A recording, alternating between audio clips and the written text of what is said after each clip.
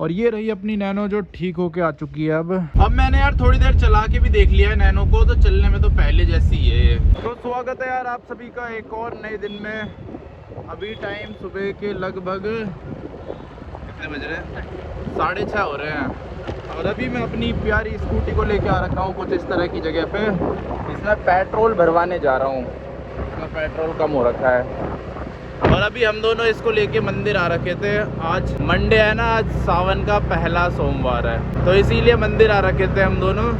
अब इसको लेके जा रहे हैं पेट्रोल पंप। इस वाली गली से ले लेता हूँ। ये साकेत मॉल रोड वाला एरिया है, सेलेक्ट सिटी वॉक जहाँ पे है। और यार स्कूटी चलाना कितना ज़्यादा आसान है, कितना कंफर्ट रहता है स्कूटी में। ऊबड़ खाबड़ में नहीं रहता थोड़ा, क्योंकि टायर छोटे होते हैं, सस्पेंशन थोड़े छोटे होते हैं। लेकिन ऐसे प्लेन रोड में इतना मज़ा आ रहा है इसे चलाने में। स्कूटियाँ ही ज़्यादा प्रैक्टिकल है मेरे हिसाब से आजकल के टाइम पे। ट्रैफिक वगैरह में भी चलानी बहुत आसान होती है। तो पेट्रोल पंप आ गया है। अभी के टाइम तो खाली है, थोड़ा थोड़ा सा डलवा लेते हैं इसमें पेट्रोल।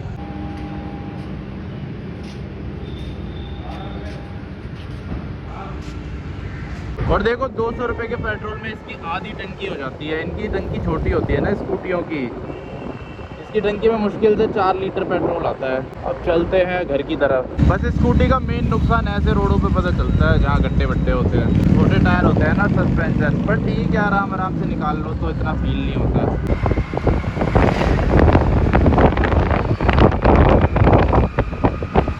तो अब टाइम यार सुबह के लगभग 10:30 बज रहे हैं। और ये देखो फाइनली अपनी टाटा नैनो आ चुकी है ठीक होके।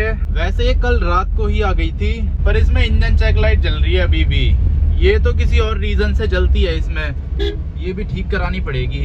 ये ना फ्यूल लाइन में इसमें दिक्कत आ रही है, तो ये आ जाती है कभी कभी इंजन चेक लाइट, फिर अपने आप चली भी जाती है। बाकी जो अपनी नैनो खराब हुई थी ना रोड के बीच में, वो टाइमिंग बेल्ट की वजह से खराब हुई थी। इसकी टाइमिंग बेल्ट ना टूट गई थी।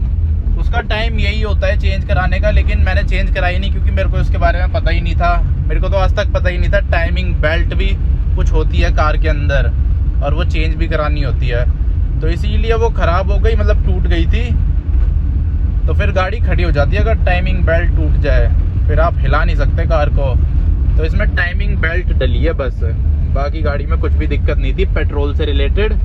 मैंने तो सोचा था पेट्रोल की वजह से हो गई ख़राब, पर पेट्रोल का कोई रोल नहीं था इसमें। सारा रोल था टाइमिंग बेल्ट का, जो कि चेंज हो चुकी है।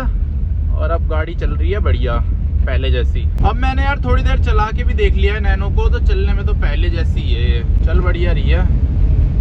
पर ये चेक कराना पड़ेगा इसकी इंजन चेक लाइट, क्या दिक्कत आ रही है इसकी फ्यूल लाइन में। देखता हूँ आज जाऊँगा या कल तो बंद रहता है, ट्यूसडे है, नहीं तो फिर वेडनेसडे को जाना पड़ेगा। देखते हैं, पहले घर होके आता हूँ एक बार अपने नए वाले। तो अब फिलहाल यार नैनो को लेके पहुँच चुका हूँ मेन रोड पे। अब इसका टेस्ट करते हैं। और अब टाइम शाम के लगभग 5:30 हो रहे हैं। देखते हैं कुछ और दिक्कत तो नहीं आ रही। बाकी इंजन चेक लाइट जा चुकी है, ये कभी भी आती है कभी भी जाती है। ये फ्यूल लाइन में ना कुछ दिक्कत आ रही है, तो मेरे को चेक कराना पड़ेगा ये भी जल्दी से जल्दी, कहीं ये मेजर दिक्कत ना दे दे फ्यूचर में। तो उसके लिए कल लेके जाऊंगा इसको मैकेनिक पे। उसके वैसे बहुत सारे रीजन हो सकते हैं। कोड भी आ रहा है इसमें एक। अभी पहले मैं टेस्ट कर लेता हूँ इसे थोड़ा, उसके बाद बात करूंगा इस बारे में आपसे। बाकी अभी हम दोनों लोग बैठ रखे हैं अपनी कार में। उस दिन भी हम दोनों ही थे जब ये खराब हो गई थी रास्ते में। फिर मैंने पापा को बुलाया था अपने, फिर पापा ने ये टो करवाई, फिर इसे मैकेनिक के पास ले गए। और उसके बाद स्कूटी में मैं घर चला गया था पापा के साथ। अभी तक तो फिलहाल सही लग रही है मेरे को, ऐसी कोई दिक्कत की बात लग नहीं रही है। पर अब डर सा लगता है इसे चलाने में, कहीं दोबारा से बंद ना हो जाए रोड के बीच में। वैसे आज तक ये हुई नहीं थी कभी, पहली बार हुई है इस बार। बेल्ट टूट गई थी ना इसलिए, अगर बेल्ट नहीं टूटती तो इस बार भी नहीं होती। दिल्ली यार अब इतना ज्यादा घटिया शहर बन चुका है, जब भी निकल जाओ ट्रैफिक, दिमाग खराब हो जाता है ट्रैफिक में गाड़ी चला चला के। उस दिन भी इतना ट्रैफिक था जब ये नैनो खराब हुई थी। पता नहीं क्या है, बेकार है यहाँ बाहर निकलना। यहाँ तो गाड़ी खराब नहीं भी होनी होगी ना तब भी हो जाएगी। एक तो रोड नहीं है, ऊपर से जो रोड है भी वहाँ जाम लगता है। चलो अब अंदर मोड़ लिए मैंने, अब सीधा घर चलते हैं इसको लेके। तो अब यहाँ चढ़ाई आने वाली है, इसीलिए इसका एसी कर देते हैं बंद। चढ़ाई में इसका थोड़ा एसी बंद करना पड़ता है, वरना इससे चढ़ने में दिक्कत होती है। अगर ऐसे फ्लो में ले जाऊंगा तो चढ़ जाएगी एसी ऑन करके भी।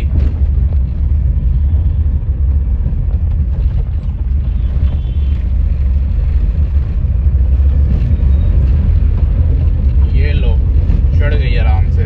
ये देखो अब कुछ इस तरह के एरिया पे पहुंच चुके हैं। बादल कितने ज्यादा बढ़िया लग रहे हैं। क्या करना चाहिए हमें इस कार का, बताओ। आपको जो सही लगे। रखना चाहिए इसको या बेच देना चाहिए? अब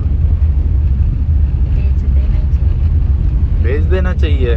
चलो देखते हैं, सोचेंगे इस बारे में अभी। एक तो यार जगह जगह ऐसे लोग भी रुक जाते हैं ना यहाँ, इससे और दिमाग खराब हो जाता है। तो अब उस एरिया से मैं निकल चुका हूँ और ना मैंने इसे स्कैन किया था अपने OBD स्कैनर से, तो उसमें ये कोड दिखा रहा था P0171।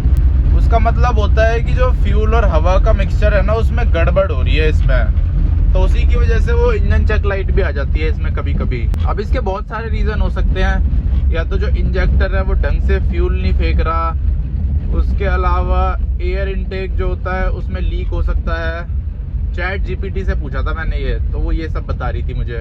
मैप सेंसर जो होता है वो गंदा या खराब हो सकता है, उसकी वजह से भी होता है। लेकिन अगर वो खराब होता तो फिर ये चलती नहीं इतनी अच्छे से, इंजन चेक लाइट जली ही रहती। बाकी देखना पड़ेगा क्यों आ रही है वो प्रॉब्लम, लेकिन उसका रीजन तो पता चल गया है। और रीजन ये है कि जो फ्यूल और एयर का मिक्सचर है वो खराब आ रहा है। ओ भाई बस आ रही है यहाँ से, तो हाथ दर्द हो जाता है यार ऐसे ऐसे घुमाने में। एक हाथ से बहुत ताकत लगती है। नैनो को चलाना इतना आसान भी नहीं है।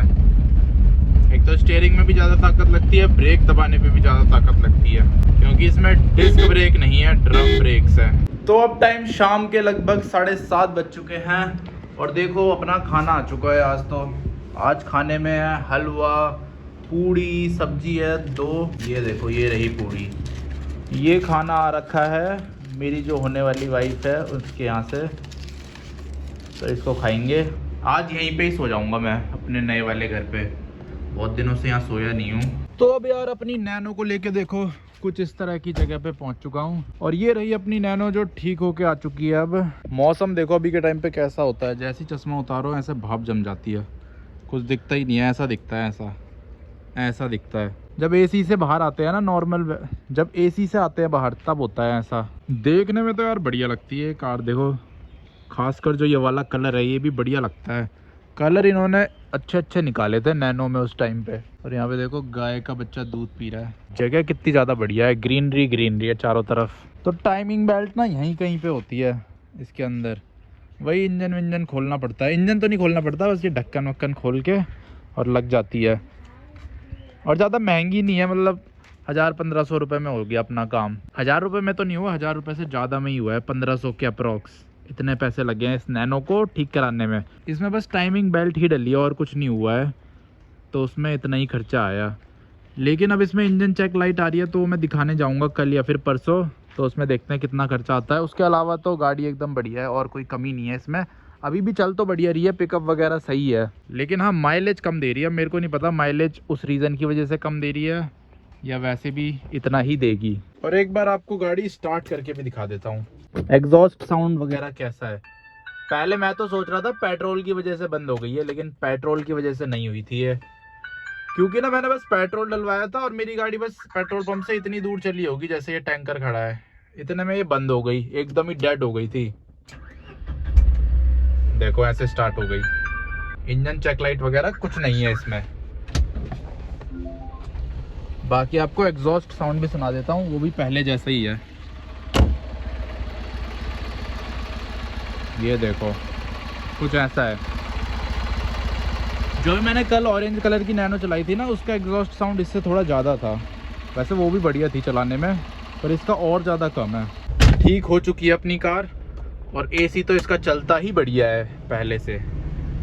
ये वाला बंद कर देते हैं क्योंकि अब मैं अकेला हूँ कार में, ये अपनी तरफ कर देते हैं। अब मैं सोच रहा हूँ इस नैनो को रख ही लेते हैं। सब कुछ तो ठीक हो ही गया है, इसमें बस 1-2 चीज़ और करानी है, उसके बाद तो परफेक्ट हो जाएगी अपनी नैनो। अगर मैं दूसरी कार खरीदता भी हूँ तो वो भी उसमें पैसे लगने ही लगने हैं। चाहे आप सेकेंड हैंड ना कोई सी भी कार खरीद लो, ऐसा नहीं होता कि आप सेकेंड हैंड कार खरीदो और आपको 1 रुपये भी ना लगाना पड़े। भले ही आप 2016 मॉडल ले लो, 17 मॉडल ले लो, 15 ले लो, 18 ले लो, काम तो आपको कराना ही पड़ेगा ऊपर से। बाकी देखते हैं, सोचते हैं इस बारे में कुछ।